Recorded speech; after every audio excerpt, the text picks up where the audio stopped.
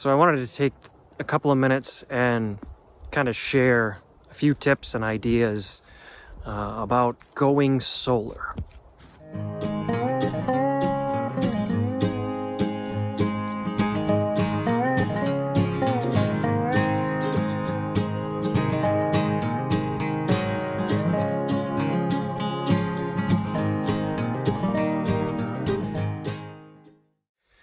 Well, good afternoon, everybody.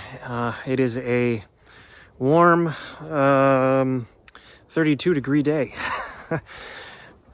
Just got done cutting some firewood, getting things ready for a cold snap coming in, and thought I'd just take a little walk outside. And I kind of thought that this might be a good idea and a good time to just talk about a handful of different things that I have come to realize and understand when I tried to start going solar. So the first thing would probably be pay attention to your winters. Ideally, you're not really going to be designing your systems for summertime, because realistically you should have a whole lot of extra sun and direct sun that you don't have during the winter time. You can see the sky behind me. You know, it's really overcast and really nasty. It's been like this for a while. Haven't really had much sun. Maybe a sunny day once every couple of weeks. And you know, that's one kind of downfall that I didn't do, is I didn't pay close enough attention to the winter time, especially in regards to panel placement. I put my panels in the backyard and, you know, lean them up against the fence so that I could hide them, but they were in great spots for summertime production, but wintertime, not really. Actually, I'm out back in the pasture area right now, and let's see if I turn here. Ideally, I'm either thinking about putting something up right in this area here or back over here.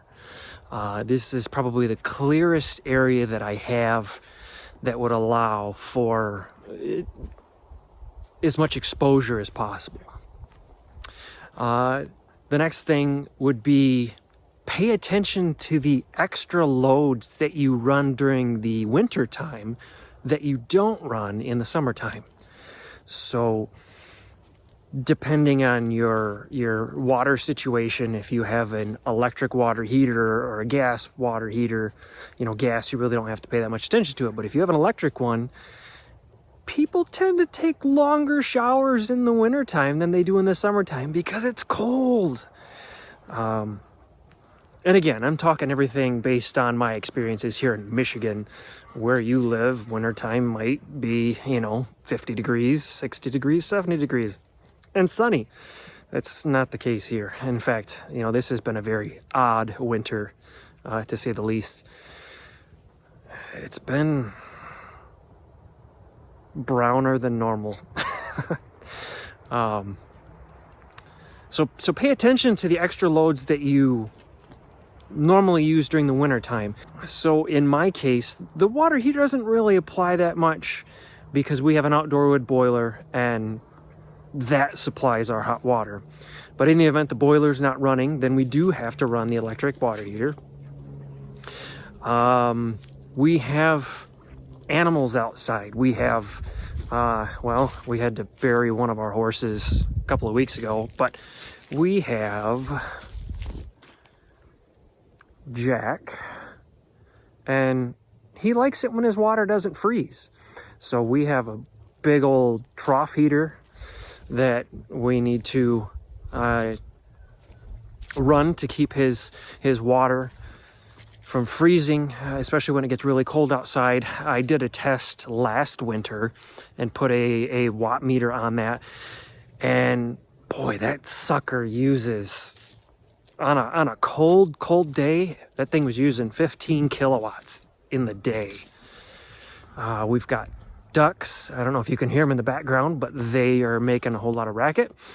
And they have a heated water dish and it's not too bad. I mean, it's thermostatically controlled, so it's 60, 70 watts maybe when it's on, so it's not too bad.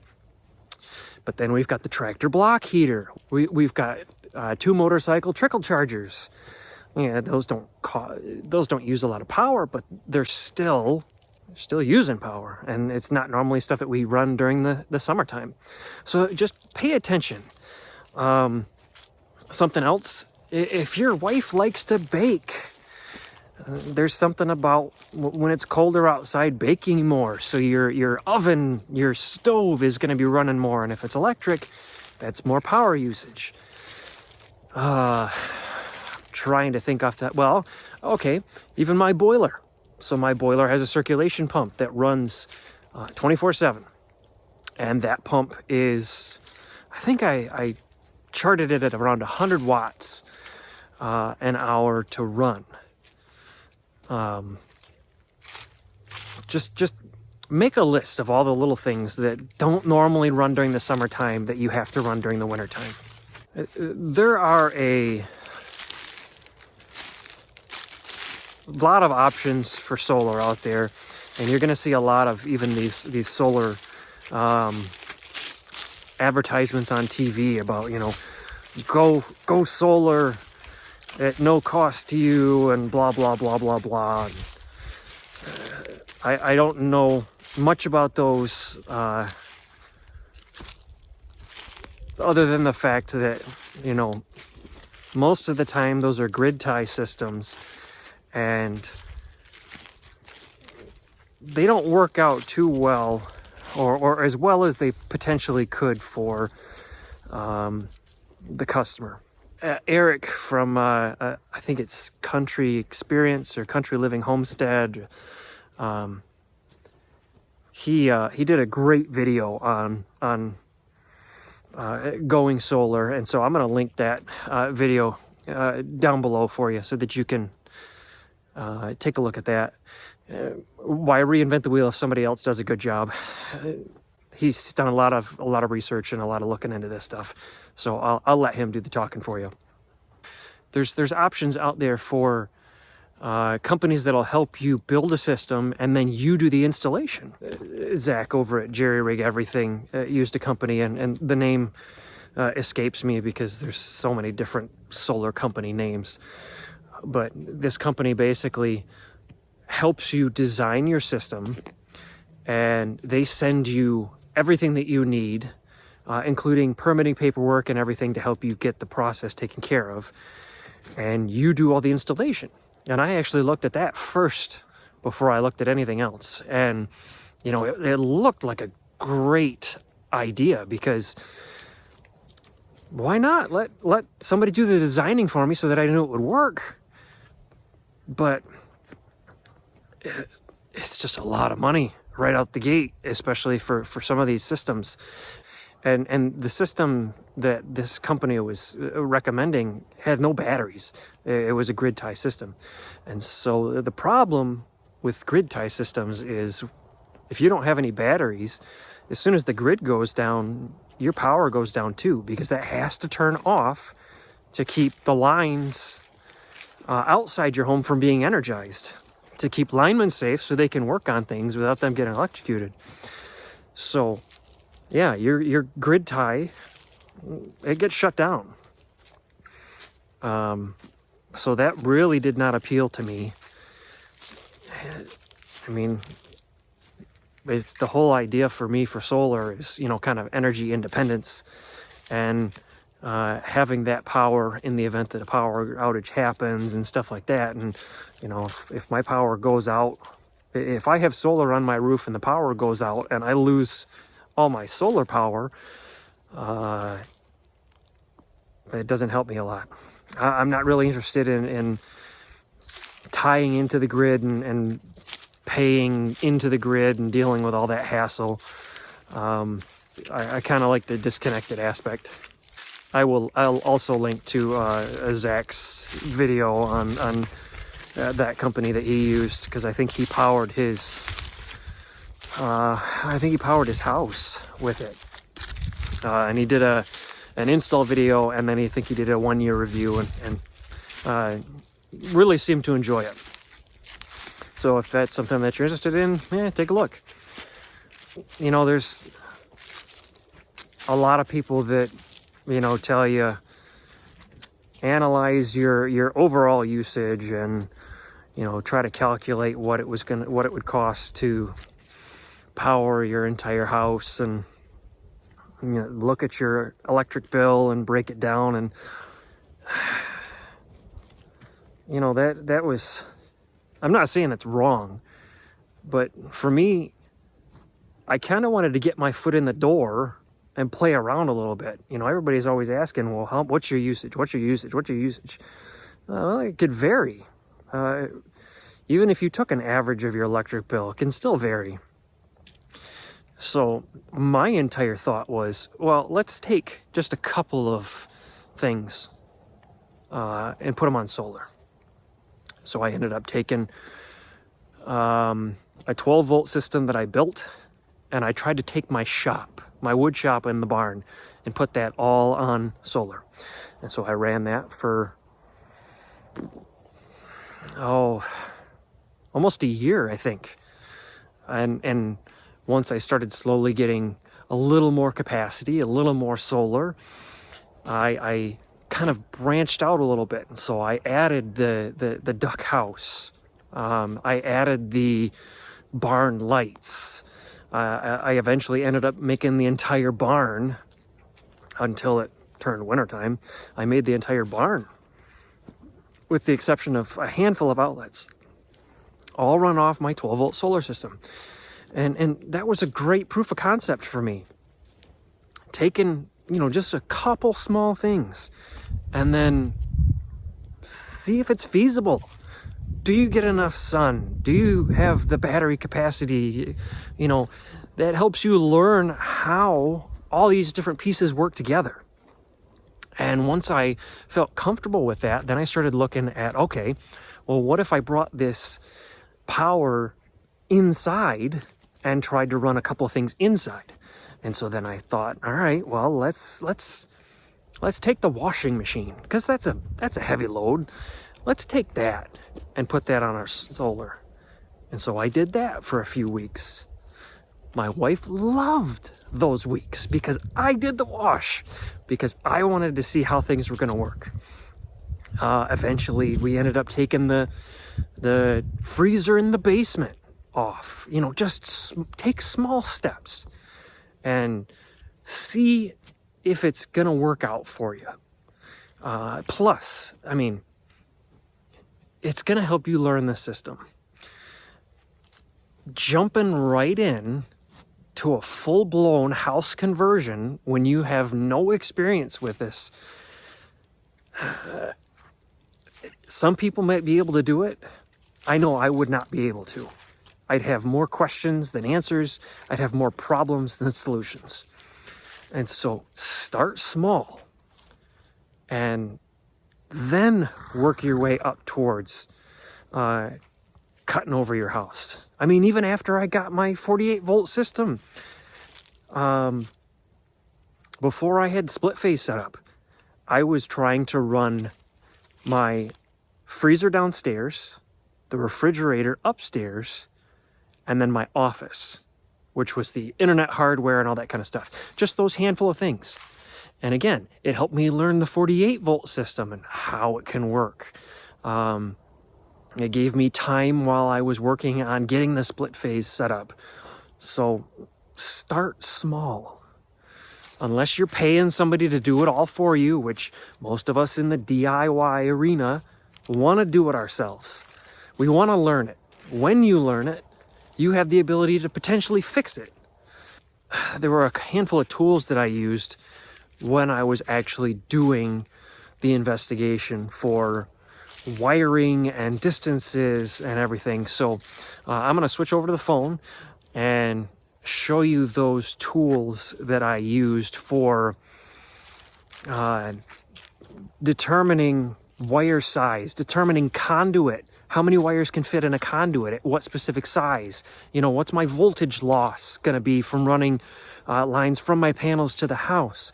What does my angle of my solar panels need to be? So let's jump over into those real quick, and I'll show you those. Okay, so I've got a handful of apps here on my phone in a folder, which allowed me to figure a lot of things out when I was trying to work on my panels and wiring from the panels over to the house.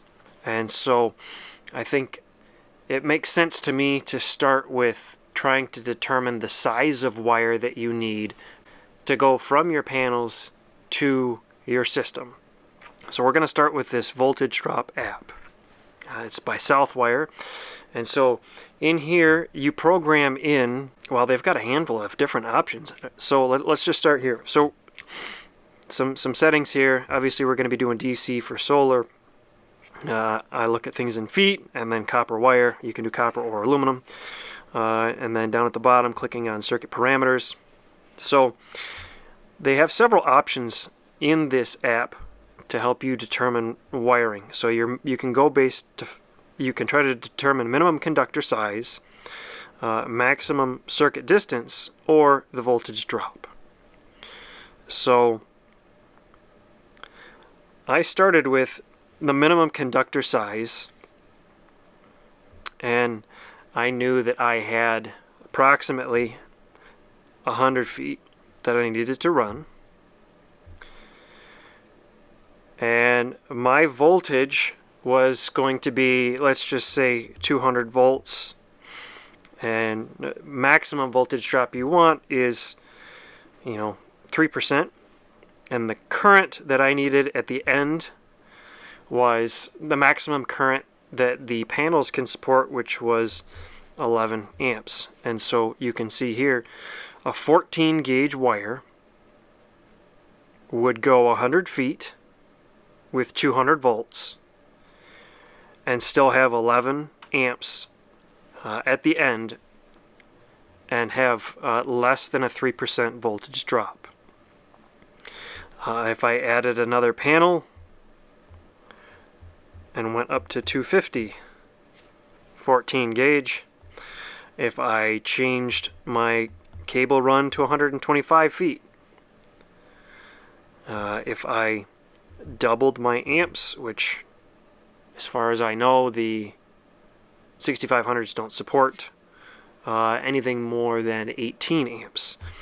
But now you can see here a 10 gauge wire would still be under 3% for 250 volts and 125 feet with 22 amps at the end.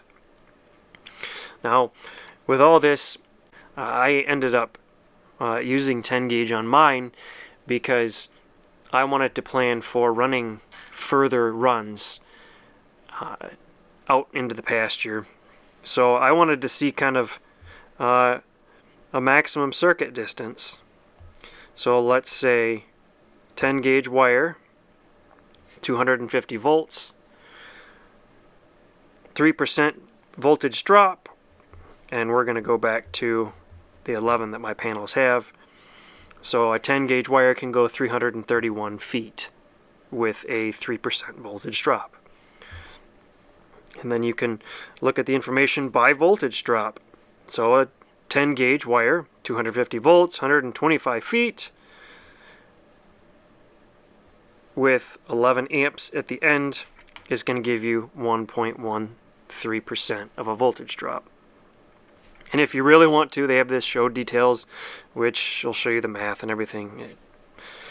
But this has been a huge app for me, trying to determine what size wire do I need to use. Now let's switch over to the conduit fill to see, all right, I'm using 10 gauge wire. How many 10 gauge wires can fit in what size conduit?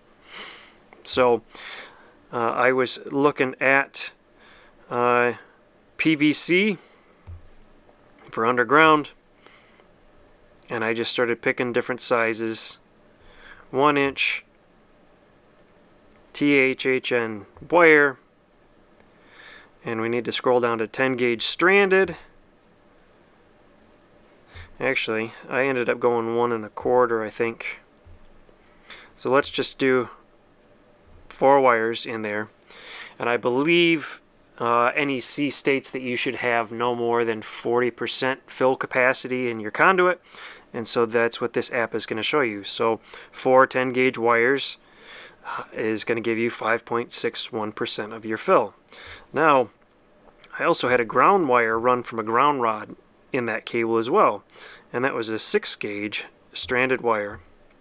So you can add that in here as well. Okay, so now we're up to almost 9% fill.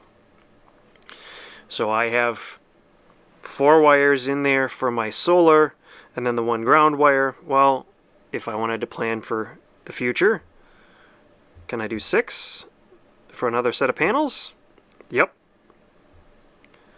Let's go up to 8. Yes, I can. So it's going to give you the ability to determine, you know, kind of what size conduit do you need to get, and how many wires can you actually cram into that conduit without cramming in too much. And then the last one that I used in my planning is this PV Optimizer. And so this is going to actually show you, it's going to give you a solar compass so you can see the proper position, or the current position of where the sun is. I ended up using this alignment tab though a lot. And so it's got 4 whatever you want to call them, buttons across the top now, 3 months, 6 months, and 1 year. That is, how do you want to determine what angle you need? So if you're planning on making adjustments to your panels and changing the angle for optimal usage, then you can just use the Now tab. But if you want to look at 3 months out, you can see that the optimal azimuth is 180 degrees and the tilt is 43 degrees. 6 months, or if you don't want to change it at all, you want to have a fixed angle to where you're not messing with your arrays, you can look at the 1 year. And so in my case, it's a 35 degree optimal tilt, and the azimuth is 180 degrees. And so what I ended up doing is, you can see these crosshairs. You end up taking your phone and you set them on your panels and turn them until your crosshairs line up, until your optimal azimuth is exactly what your current should be, and then your optimal tilt is what, or your current tilt is what your optimal should be. So right there is optimal alignment for a full year without making any adjustments for me. And so this has been great, because that's helped me figure out the 35 degree angle. So when I was building my panel racking, I knew that I needed a 35 degree slant on my mounts. And then you can look at your, you can build in a solar forecast, and I've never used this, but I don't know if they actually make one of these apps for Android or not. I'm sure if you looked for PV Optimizer, conduit fill, and voltage drop on your Android phone, it would probably come up with something similar. I would assume the conduit fill and the voltage drop, since those are made by Southwire, that they would have an app for Android as well, but I am not positive on the PV Optimizer. So just a few of the apps. You can see that I've got my BMS, my Solar Assistant, watch powers in there, just because I never deleted it when I tried it and then saw how big of a joke it was, and then my VRM for when I had my 12-volt system. But so just a couple of apps that hopefully can be of some help to you guys in your planning and your design phase as well. So I hope, this has kind of been a little bit of help to you. Just me kind of rambling on, but I knew for a while that I wanted to at least share some thoughts, some tools, a few tips that I figured out over the past couple of years in trying to wire up and build this solar setup. If there's anything that you guys have learned or figured out, some epiphany moments that you had while you were developing your own systems, share them in the comments below, because there's always going to be people that experience the same issues that you do. And if you share them, then you can help people hopefully not have to stumble through things like we had to. Again, I hope this was a help. Y'all stay safe, stay warm, and we'll catch up with you later.